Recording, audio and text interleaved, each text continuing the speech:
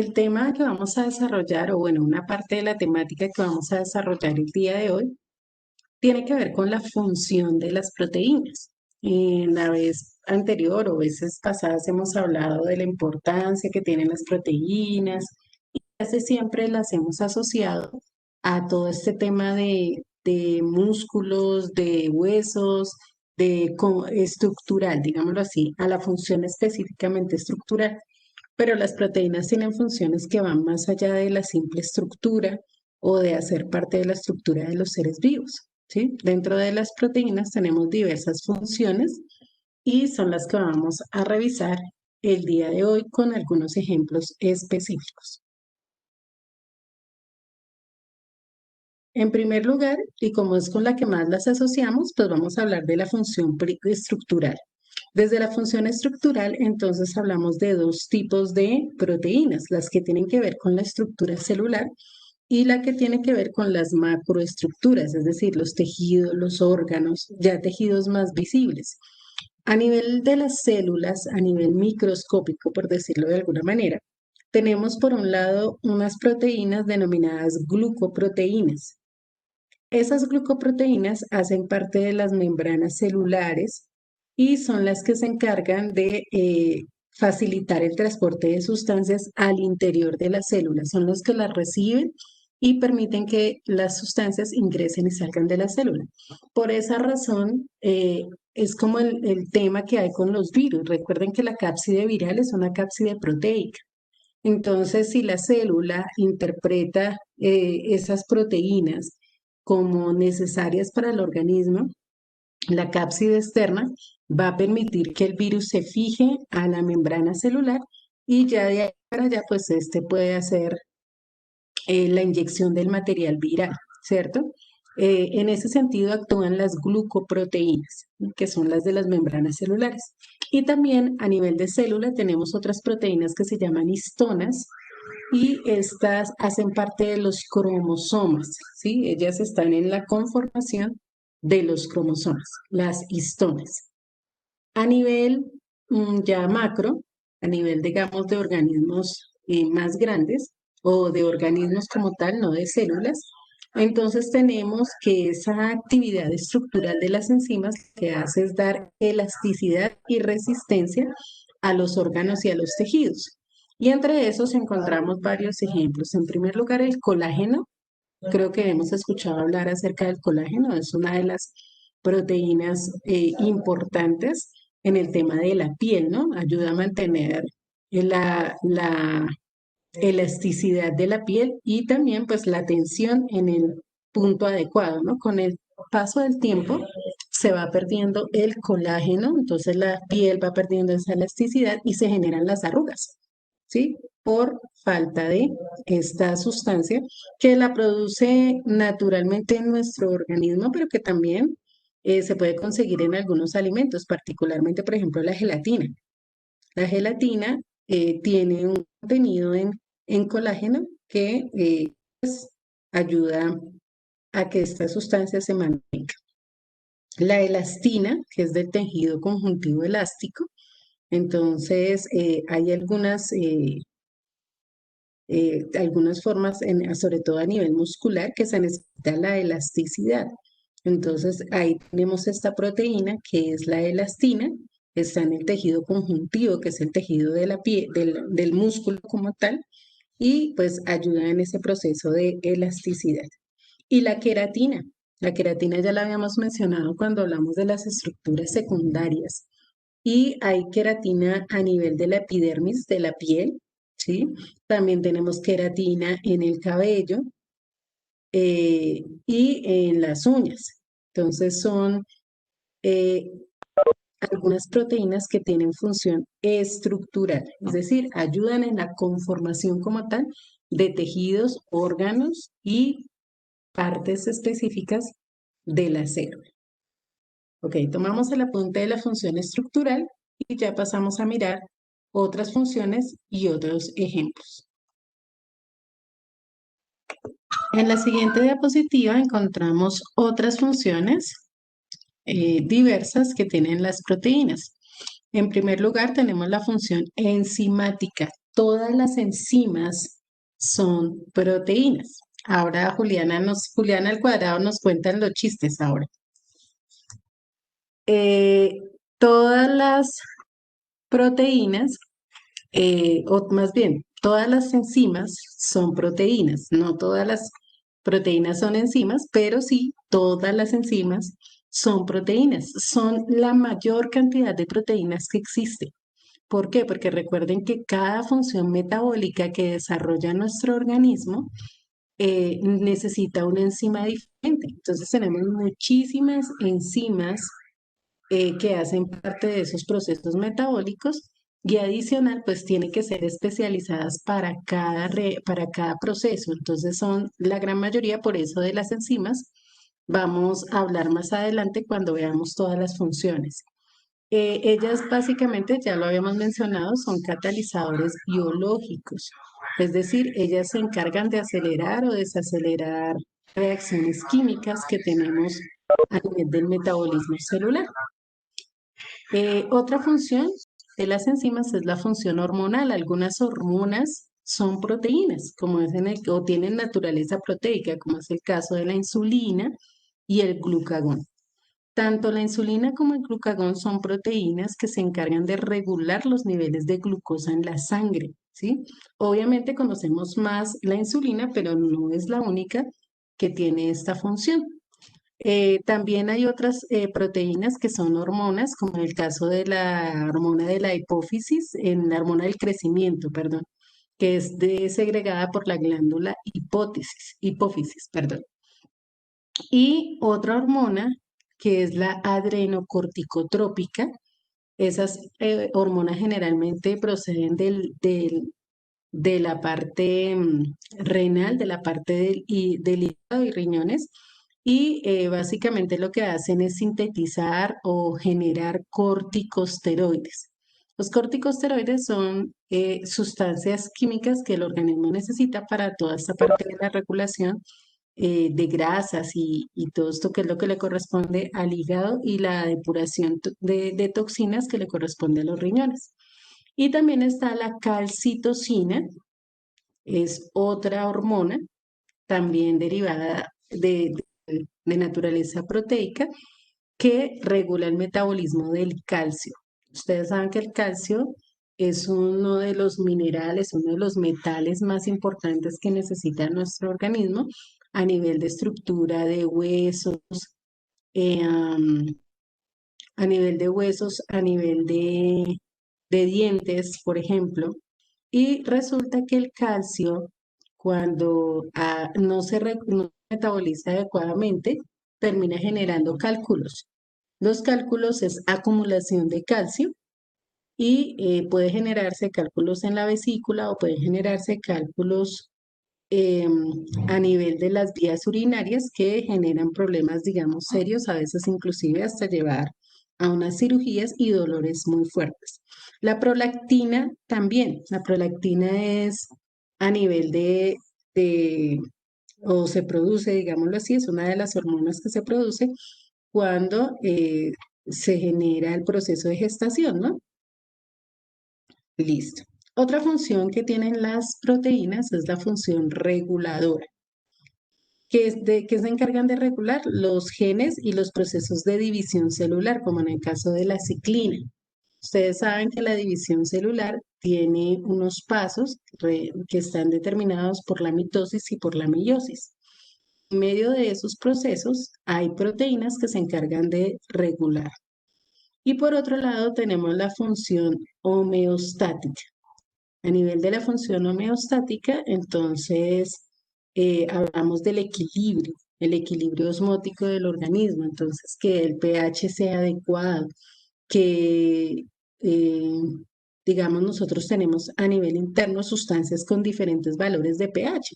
Entonces hablamos, por ejemplo, de la saliva, que es de un pH ácido, pero también podemos hablar de las lágrimas y el sudor, que son de pHs básicos, y el organismo requiere de una serie de sustancias que mantengan constante el pH del medio interno y que no se vaya a generar eh, digamos, un desorden en este sentido porque sería grave para el organismo. Unos cambios de pH generan enfermedades, generan brotes, alergias, cosas así por esa, esa digamos, esa falta de regularidad con respecto a la función homeostática de las proteínas. Bueno, por aquí hay una pregunta. No, el pH eh, no se vuelve a... recuerden que el pH es una escala que mide de 0 a 14, donde los compuestos que están por debajo de 7, por pH menor a 7, tienen un pH ácido, ¿sí? 6, 5 y hasta 0, los pH son ácidos. Por encima de 7, el pH es básico, 8, 9, 10, ¿sí? Es básico. Entonces, los ácidos están por debajo de 7, no por encima de 7. Alguna de las cosas que manejan, por ejemplo, a nivel de regulación homeostática, es que se dice que el organismo debe permanecer en la medida de lo posible en un pH básico, alcalino, porque el pH básico, digamos, no es apto para el desarrollo de una serie de microorganismos, virus, bacterias y demás, que pueden llegar a causar enfermedades. Entonces se dice que para alcalinizar el organismo hay que consumir sustancias que sean ácidas, por el hecho de que el organismo contrarresta, ¿no? Él busca neutralizar, entonces genera, en ese proceso de equilibrio, genera mayor cantidad de sustancias básicas y la teoría sobre esto habla de que el organismo se alcalinice, ¿sí? Se alcalinice. No se alcaliniza comiendo cosas básicas o que tengan pH básico, sino lo contrario, pH ácido para que el organismo contrarreste o neutralice, digámoslo así, esos ácidos. ¿Ya tomamos el apunte de estas funciones? Ángela, yo diría que eso es un trabajo de la orientadora de polígono. No, ok. Entonces, me avisan por favor cuando terminen con estas 4 funciones.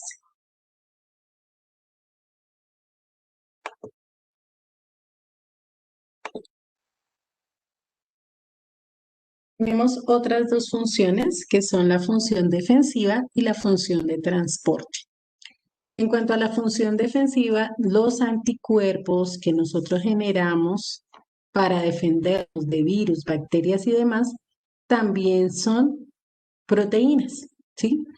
Y los antígenos se refiere como a los genes, digámoslo así, o a la parte tóxica dañina de ese microorganismo. Entonces, las inmunoglobulinas o los anticuerpos lo que hacen es atacar o defendernos o prever, digamos, que no vayamos a tener el desarrollo de alguna enfermedad gracias a los antígenos de los microorganismos. También tenemos otros ejemplos como la trombina y el fibrinógeno, que ayudan en la formación de coágulos sanguíneos para evitar las hemorragias. Por ejemplo, cuando usted se raspa muy fuerte, se cae, se raspa muy fuerte, inmediatamente la sangre se empieza a coagular y genera lo que llamamos una costra, ¿cierto? Esa costra son esos coágulos que a partir de la trombina y el fibrinógeno se forman para evitar una hemorragia, es decir, para evitar que la sangre siga saliendo. Ya una vez se ha generado ese coágulo, pues con el tiempo la piel se va regenerando y simplemente ya se va cayendo. Sin Profe, embargo, una hay pregunta. que tener, bueno, cuéntame, ya sigo. Digamos cuando uno tiene malas cicatrizaciones porque le falta alguna de esas dos. O sea, que uno se, digamos, se corta y eso y le queda como la cicatriz, como un bultico. No, lo que pasa es que hay personas, eso tiene que ver más con la hidratación de la piel. Es más enfocado con la hidratación de la piel. Cuando la persona no acostumbra a tomar mucha agua, la piel se deshidrata. Y entonces eso tiene que ver con la cicatrización. Entonces la cicatrización es más fácil cuando la piel está hidratada a cuando la piel no lo está. No es exactamente con esto. Y por otro lado, también tenemos el hecho de que cuando hay problemas con estas proteínas, entonces se pueden formar coágulos a nivel interno, que son los que dan lugar a las trombosis, ¿sí? Las trombosis son eso, coágulos de sangre que están viajando y que pueden obstruir una vía importante. Ya sea a nivel cerebral, a nivel pulmonar, a nivel, o sea, en sí puede dar en cualquier parte del cuerpo, pero son también esos coágulos que se forman ya de manera inadecuada por otros factores como tal, pero las proteínas que hacen parte de eso son la trombina y el fibrinol. Por otro lado, tenemos las mucinas. Las mucinas tienen efecto germicida y protegen a las mucosas, como por ejemplo la nariz. ¿No? En la nariz hay una mucosidad, digámoslo así, no mucosidad, es mucosidad. Las mucosas son como membranas, ¿cierto? Que envuelven algunas partes del organismo y allí se encuentran unas proteínas que se llaman mucinas. Entonces ellas lo que hacen es eliminar los gérmenes. Entonces cuando nosotros respiramos se filtran una cantidad de sustancias que están en el aire, bacterias y demás, y no permiten que estas ingresen al organismo. Imagínense ustedes eh, donde no existieran estas sustancias. Todas las bacterias del aire, del agua, ingresarían a través de la nariz a la garganta y a los pulmones. Entonces, tanto en la nariz como, por ejemplo, en la boca. En la boca tenemos también pues la saliva, que la saliva tiene un pH ácido y ese pH ácido, pues obviamente también interviene pues en el hecho de evitar que muchos de esos microorganismos realmente puedan cumplir sus funciones negativas.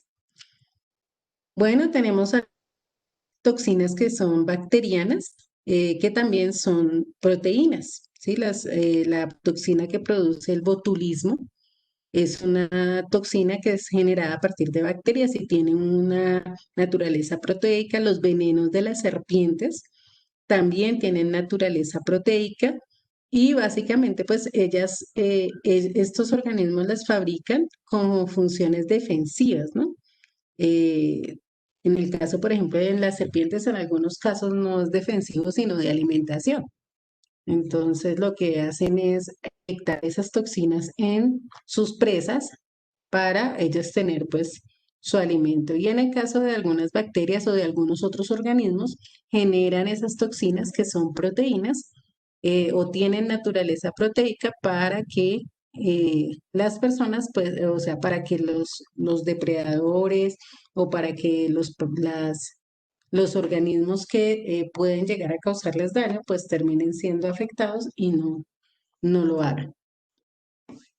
Mm, no solamente, sí, eso era lo que decía, no solamente en las serpientes, sino que también otros organismos pueden llegar a tener, ¿no? Hay ranas venenosas, hay otros microorganismos que generan ciertos tipos de toxinas de carácter proteico que tienen esa función. También hay función de transporte, y dentro de esas entonces tenemos, dime Alejandro. Y pues quería saber, mm, es que digamos, yo me acuerdo que la rana dorada Ujú. produce el veneno, pero dicen que si le dan otro tipo de alimentación deja de secretar veneno. ¿Esto tiene que ver con la forma en la que sintetiza las proteínas? Sí, exactamente. Acuérdense lo que yo les decía hace un rato, de donde nosotros obtenemos los aminoácidos de los alimentos. Y dependiendo de los aminoácidos que consumamos, pues también tenemos la síntesis de proteínas. Recuerden que eso lo hace la célula en el ribosoma. Entonces, si no tiene los aminoácidos adecuados para elaborar determinado tipo de proteínas, pues no lo va a poder hacer. Asimismo pasa con los otros organismos. Si no cuentan con el insumo, que en este caso son los aminoácidos, pues no van a poder dar vía a la elaboración de las proteínas que requieren. Ok, entonces continuamos y estábamos hablando de la función de transporte.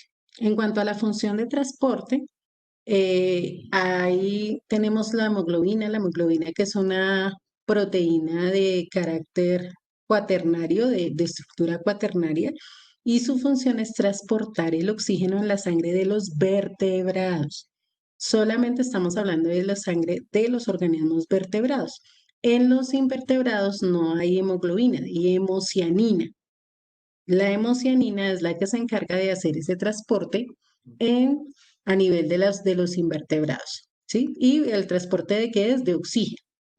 Por otro lado, tenemos la mioglobina, que es la que transporta el oxígeno en los músculos. Y recuerden que los músculos también necesitan estar bien oxigenados para poder realizar, digamos, la parte del ejercicio sin que se genere ácido láctico. ¿Sí? Cuando se genera ácido láctico es porque hay poco oxígeno y entonces las células degradan la glucosa a partir de unos ambientes carentes de oxígeno y producen ese ácido láctico. Están las lipoproteínas, que son las que transportan lípidos por la sangre, ¿sí? Todo lo que son las grasas son transportados por las lipoproteínas. Y tenemos los citocromos. Recordarán ustedes allá de la respiración celular y de la fotosíntesis que hay un transporte de electrones en los procesos metabólicos. Estos transportes de electrones se encargan de hacerlo los citocromos, que son complejos, y en esos complejos son de carácter de proteína. O sea, ellos también tienen esa propiedad o esa característica y es que están formados por sustancias a nivel proteico y ayudan a transportar los electrones entre un lugar y otro dentro de la misma membrana para finalmente generar la producción de ATP, ¿no? Siempre que estamos hablando de transporte de electrones, eh, pues finalizamos con el tema de la fosforilación del ATP. Ya tomamos este apunte de las funciones de defensa y de transporte.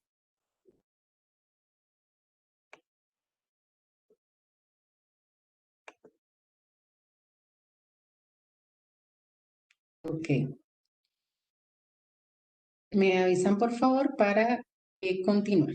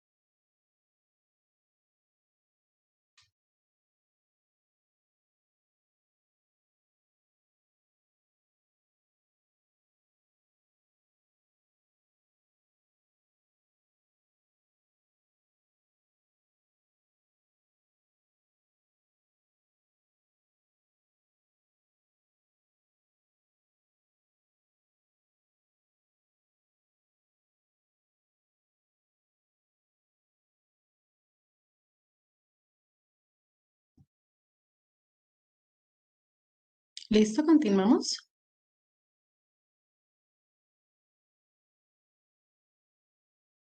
Bueno,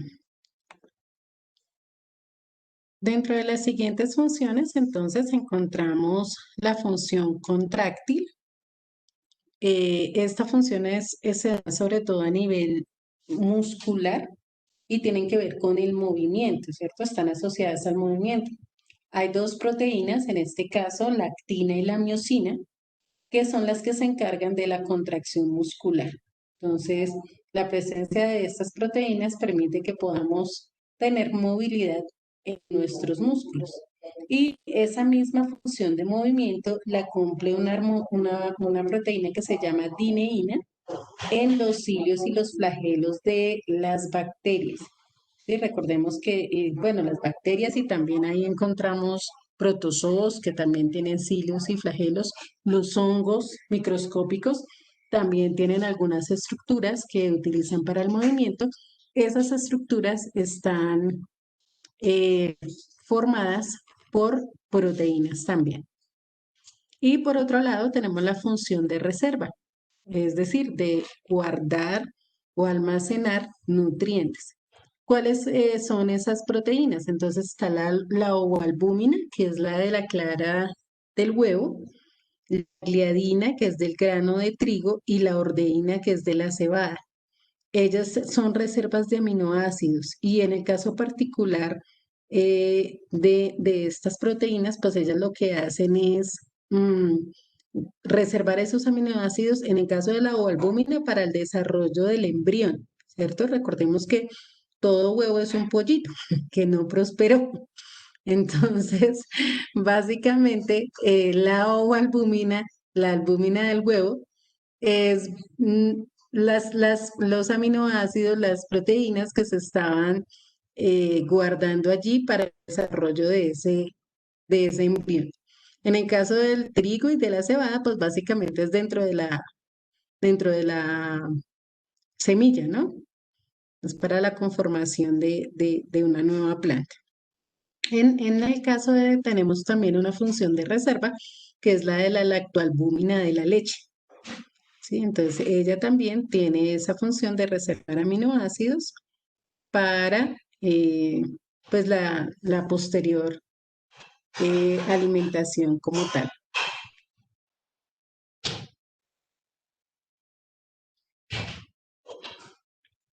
Básicamente, hasta aquí tenemos todas las funciones de las proteínas.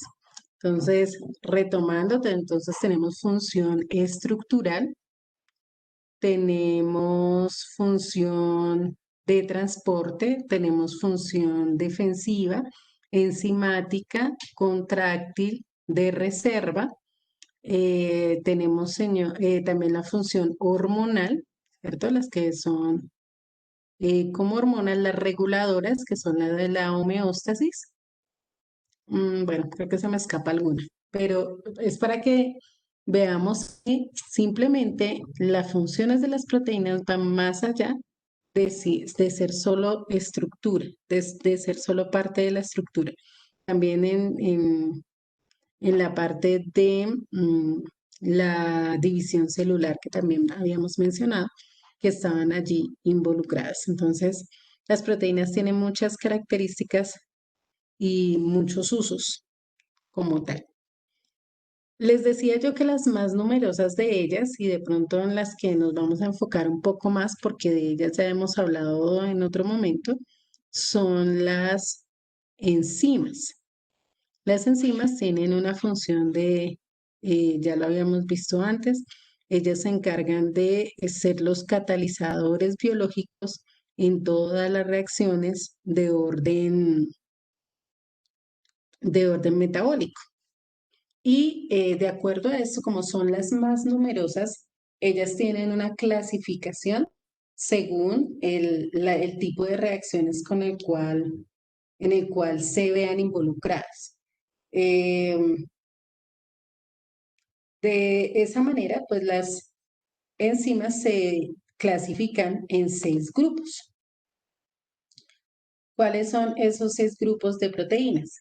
Tenemos en primer lugar las oxidorreductasas. Ellas se encargan de hacer transferencia de electrones. ¿Se acuerdan?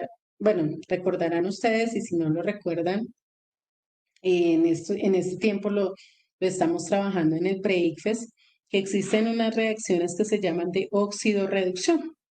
Nuestro organismo tiene diversas reacciones de oxidorreducción y ahí aparecen las oxidorreductasas. ¿Ellas de qué se encargan? Pues de oxidar o de reducir. Se oxida con oxígeno, se reduce con hidrógeno. Lo hemos visto en las diferentes reacciones de los compuestos orgánicos.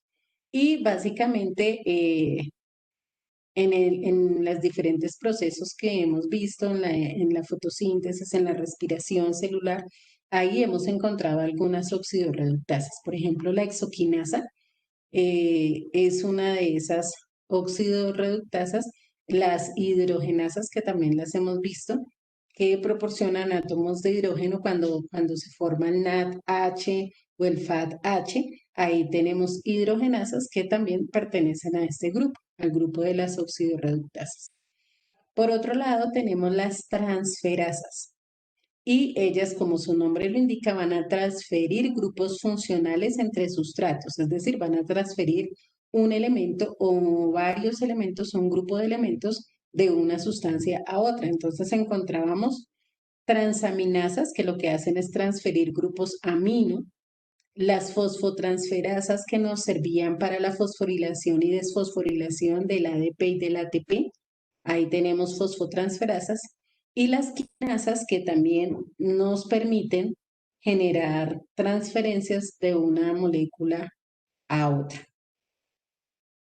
En tercer lugar, dentro de las clases de proteínas están las hidrolasas y su nombre lo indica, se encargan de hacer hidrólisis, es decir, rompimiento de las moléculas a partir de el agua, ¿sí? Se rompen moléculas a partir del agua. Realmente las vamos a encontrar en los procesos digestivos. Entonces están las lipasas que rompen moléculas de grasas, ¿cierto?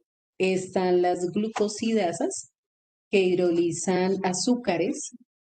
Están las amidasas que hidrolizan amidas en el organismo y las fosfatasas que son las que hidrolizan pues todos los fosfatos, los grupos fosfato que pueden haber a nivel del organismo. Esas son las hidrolasas, entonces ellas generan rompimientos, pero siempre a partir de moléculas de agua, porque tenemos por otro lado las liasas, que también rompen moléculas, pero no a partir de moléculas de agua, ¿sí? En este caso es sin acción del agua. Tenemos las desaminasas y las descarboxilasas. Recordarán ustedes del ciclo de Krebs que se producen 3 descarboxilaciones. Ahí en ese caso necesitamos descarboxilasas que saquen moléculas, como en este caso el CO2, y lo eliminen, digámoslo así, de los compuestos en los cuales ya estaban anteriormente. Tenemos las isomerasas, también las vimos en el proceso de glucólisis.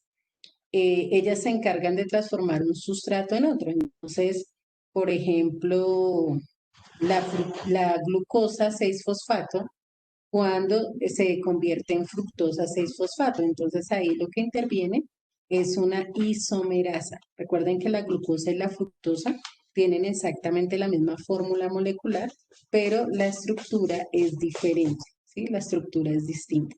Entonces, allí tenemos las liasas. En el quinto grupo están las isomerasas. Y las isomerasas, en el sexto grupo, ya las isomerasas las vimos, en el sexto grupo están las ligasas o sintetasas, que son las que se encargan de sintetizar sustancias, es decir, generar sustancias nuevas. Y en ese caso, por ejemplo, tendríamos la ATP sintetasa, que era la que se encargaba de generar el ATP, ¿sí?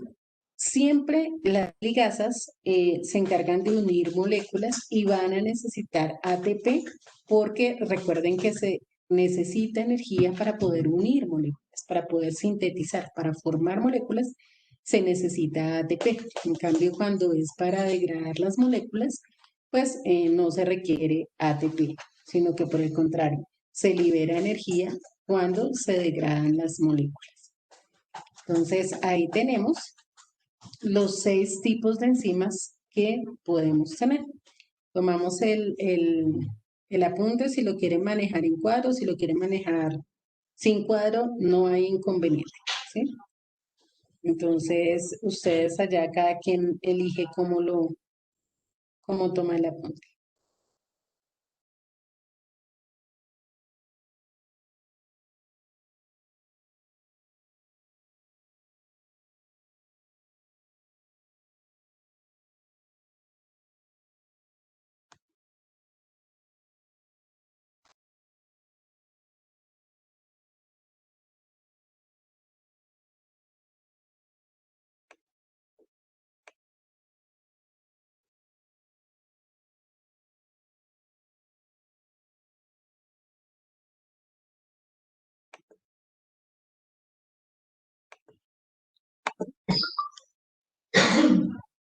¿Listo, chicos?